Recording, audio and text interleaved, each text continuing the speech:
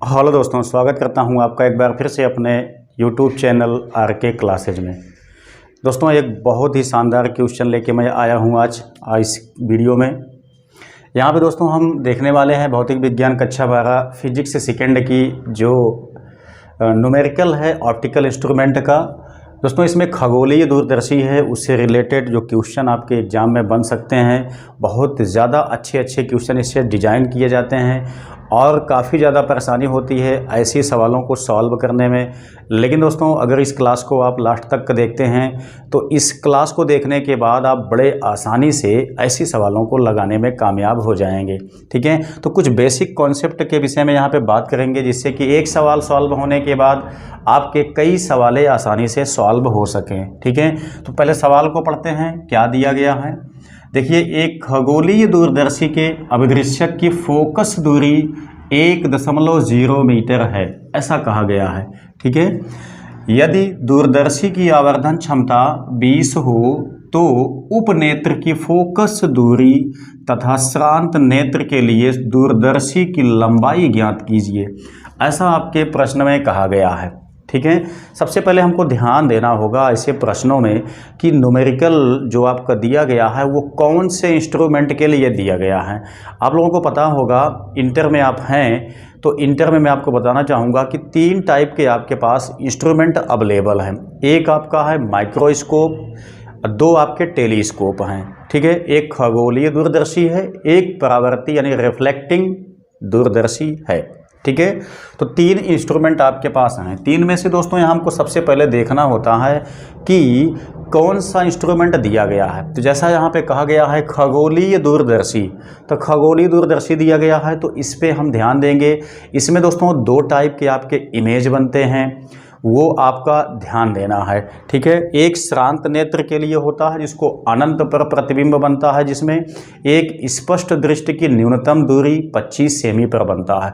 तो दोनों स्थितियों में आवर्धन क्षमता अलग अलग होती है और दोनों स्थितियों में जो दूरदर्शी होती है उसकी लंबाई जो है वो अलग अलग होती है। तो यहाँ पे आपसे पूछा गया है कि उपनेत्र की फोकस दूरी तथा श्रांत नेत्र के लिए दूरदर्शी की लंबाई पूछा गया है। तो ध्यान देना है, हम जानते हैं कि जो आपका खगोलीय दूरदर्शी बनता है दोस्तों वो इस टाइप का बनता है। जो आगे वाला लेंस होता है ये काफ़ी बड़ा होता है, पीछे वाला जो लेंस होता है वो काफ़ी छोटा होता है। यहाँ पे हमको आँख लगा करके देखने की आवश्यकता होती है। ठीक है, यहाँ से आंख लगा करके वस्तु को देखा जाता है। यहाँ पे वस्तु मतलब ये सामने इसके वस्तु रखी जाती है। इसको कहा जाता है अभिदृश्यक लेंस, इसको कहा जाता है नेत्रिका लेंस। चाहे हम नेत्रिका लेंस कहें या अभिनेत्र लेंस कहें या हम इसको उपनेत्र कह सकते हैं। ठीक है, तो इसी की फोकस दूरी आपसे पूछा गया है। उसके बाद तो हम देखते हैं, सबसे पहले इसमें दिया क्या क्या गया है देखते हैं। तो अभिदृश्यक की फोकस दूरी 1.0 मीटर है, ऐसा कहा गया है। तो अभिदृश्यक के फोकस दूरी को हम F0 से दिखाते हैं। तो F0 इक्वल दिया गया है 1 मीटर। 1 मीटर को हम चाहें तो 100 सेमी में बदल सकते हैं। ठीक है, आगे देखेंगे, यदि दूरदर्शी की आवर्धन क्षमता 20 है, तब दोस्तों ध्यान दीजिएगा आप लोग, जैसा यहाँ पे कहा गया है श्रांत नेत्र के लिए दूरदर्शी की आवर्धन क्षमता यहाँ पे दिया गया है 20। ठीक, अब यहाँ से हमको पकड़ना है कि दोनों स्थितियों में आवर्धन क्षमता क्या क्या होते हैं। सबसे पहले मैं आपको वो दिखाता हूँ।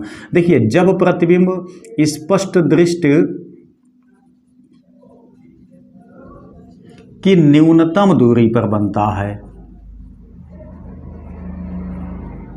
ठीक है, 25 सेमी पे बनता है, तब आवर्धन आपका क्या होता है, m = FO/FE × 1 + FE/d बनता है। ठीक है, ये होता है आवर्धन क्षमता का सूत्र जब प्रतिबिंब आपका स्पष्ट दृष्टि की न्यूनतम दूरी यानी 25 सेमी पे बनता है तब के लिए है। वहीं दोस्तों इस अवस्था में सूक्ष्मदर्शी की लंबाई क्या होती है उसको भी आपको ध्यान देना पड़ेगा। सूक्ष्मदर्शी की लंबाई ये होती है दोस्तों FO+ UE। इसको हम एफ नॉट भी कहते हैं। और सेकेंड पॉइंट आपका आता है जब श्रांत नेत्र के लिए कहता है, मतलब जब प्रतिबिंब आपका अनंत पर बनता है तो उसे ही कहा जाता है श्रांत नेत्र, क्योंकि दूर स्थित प्रतिबिंब को देखने के लिए आपकी मांसपेशियों को ज़्यादा ताकत नहीं लगाना पड़ता है, बहुत आसानी से देख लेती हैं। तो इसलिए यहाँ पे देखिए जब श्रांत नेत्र के लिए आवर्धन क्षमता कितना होती है, m इक्वल ये होता है दोस्तों -FO/FE, ठीक है। वहीं सूक्ष्मदर्शी की लंबाई क्या बनती है, इस अवस्था में इसको भी आपको ध्यान देना पड़ेगा। ये सेकंड था, ये थर्ड है, इसको मैंने फोर्थ लिया, ठीक है। सूक्ष्मदर्शी नहीं है दोस्तों, यहाँ खगोली है ना, खगोली दूरदर्शी हम लेके चलेंगे, यानी कि दूरदर्शी हम मान के चलेंगे यहाँ पे, ठीक है। दूरदर्शी, थोड़ा सा मिस्टेक हो गया था, इसके लिए मैं क्षमा चाहूँगा। दूरदर्शी की लंबाई जो है दोस्तों यहाँ पे क्या बनेगी इस अवस्था में, कब, जब प्रतिबिंब अनंत पर बनता है तो इसके लिए हो जाता है F0/FE, FO+FE, ठीक है। चाहे FO कहो चाहे F0 कहो, कोई दिक्कत नहीं है। तो दोनों चीज़ें मैंने आपको यहाँ पे दर्शा दिया है कि ये होता है आपका कब के लिए, जब प्रतिबिंब आपका 25 सेमी पे बनता है, ये होता है तब के लिए जब प्रतिबिंब आपका अनंत पे बनता है, जिसको कहा जाता है श्रांत नेत्र। आपसे पूछा क्या गया है, ध्यान देते हैं, आपसे उपनेत्र की फोकस दूरी पूछा गया है, यानी FE की फोकस दूरी आपसे पूछा गया है। उसके बाद श्रांत नेत्र के लिए दूरदर्शी की लंबाई ज्ञात कीजिए। अच्छा, उसके पहले देखेंगे दूरदर्शी की आवर्धन क्षमता 20 दिया गया है, तो m का मान हम नोट करते हैं 20, लेकिन ये किसके लिए है, श्रांत नेत्र के लिए है, ठीक है। तो श्रांत नेत्र वाला आपका आवर्धन क्षमता दोस्तों ये वाली है, ठीक है। तो हम यहाँ से सबसे पहले निकाल लेते हैं FE का मान। F यहाँ पे देखेंगे m इक्वल क्या होता है -F0/FE होता है। तो m का मान आपके पास यहाँ पे 20 दिया गया है। FO का मान आप देखेंगे तो 1 यानी 100 सेमी दिया गया है, हम नोट करते हैं। FE का मान आपसे पूछा गया है, सूत्र में माइनस है, माइनस लेके चल सकते हैं। अब देखिएगा यहाँ से FE का मान निकालेंगे तो 100 मतलब 20 आपका यहाँ नीचे चला जाएगा, तो FE इज इक्वल -100 बटे आ गया कितना 20, काटेंगे तो 20 पंचे 100। FE का जो मान है वो -5 सेमी आ गया है, ठीक है। तो माइनस हम लिखें चाहे ना लिखें इससे कोई दिक्कत नहीं है, लेकिन आंसर आपका जो है वो दोस्तों इसी में आएगा, ठीक। तो यहाँ से FE पूछा था, क्या चीज़, उपनेत्र की फोकस दूरी पूछा था, जो हम निकाल चुके हैं। अब हमें यहाँ से निकालना क्या है, दूरदर्शी की लंबाई। जैसा मैंने आपको यहाँ पे एक्सप्लेन किया था अभी कि ये श्रांत नेत्र के लिए दूरदर्शी की लंबाई F0+FE होती है, ठीक है। तो यहाँ से क्या निकालना है, दूरदर्शी की लंबाई हमसे पूछा गया है, लंबाई F0+FE होती है।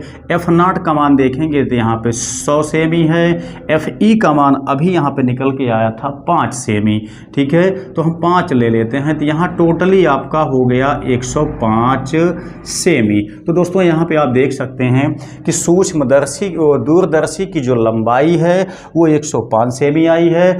उपनेत्र की फोकस दूरी आप देखेंगे तो यहाँ पे 5 सेमी आई हुई है। तो इस तरीके से इस कॉन्सेप्ट के साथ हमारी ये जो सवाल थी न्यूमेरिकल वो आसानी से सॉल्व हो चुकी है। उम्मीद करते हैं दोस्तों कि ये क्वेश्चन आपके निश्चित ही समझ में आया होगा। अगर समझ में कम आया है दोस्तों तो आप इसको फिर से रिवाइज कीजिए, फिर से देख लीजिए। ये क्वेश्चन दोस्तों बहुत इंपॉर्टेंट है, आपके एग्जाम में पूछा जाता है हमेशा। आप कोई भी सेट उठा के देख लीजिएगा यूपी बोर्ड का, हमेशा ऐसे क्वेश्चन आपके पूछे जाते हैं।